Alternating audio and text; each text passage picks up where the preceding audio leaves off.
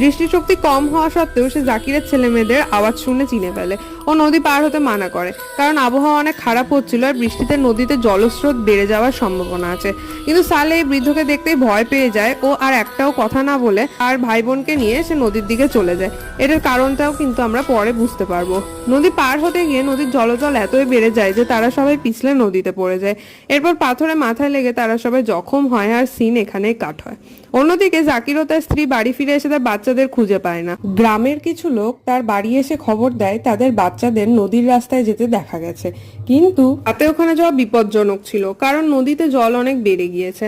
পরদিন সকালে সবাই নদীতে খোঁজাখুঁজি শুরু করে দেয়। প্রথম দিন সালে ও ফজরের লাশ পাওয়া যায়। জাকির ও তার স্ত্রী এতে পুরোপুরি ভেঙে পড়ে। তাদের দেহ ক্লিন করে যে রিচুয়ালস ছিল তা করা হয়, কিন্তু কবর দেওয়া যায় না, কারণ তাদের বোনদের তখনও খুঁজে পাওয়া যায়নি। এরপর আমরা সালেকে নরকে দেখতে পাই। তার চারিদিকে সে প্রচুর আত্মা দেখতে পায় যাদের